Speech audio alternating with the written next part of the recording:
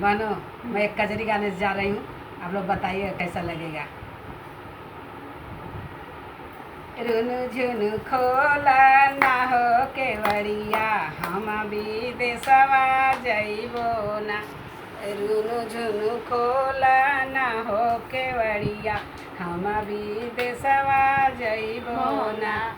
रुनु झुनु खोला ना हो केवड़िया, हम विदेशवा जइबो ना।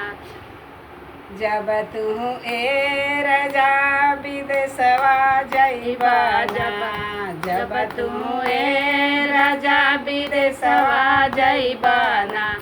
हमारा बाबा के हो बोलाई द, हम नहीं हरवा जइबो ना। हमारा बाबा के हो बोलाई द, हम नहीं हरवा जइबो ना। जब तू ए धनी नैहरवा जइबू ना, जब तू ए धनी नैहरवा जइबू ना। जितना लागल बाहो रुपैया, उतना दे के जइहा ना।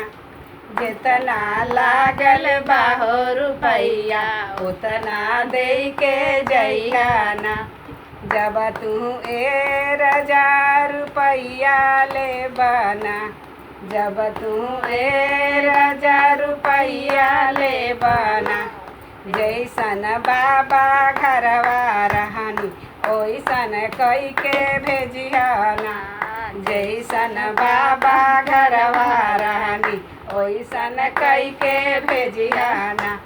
रुनु झुनु ला रुनु झुनु खोला ना हो केवड़िया, हम विदेशवा जइबो ना।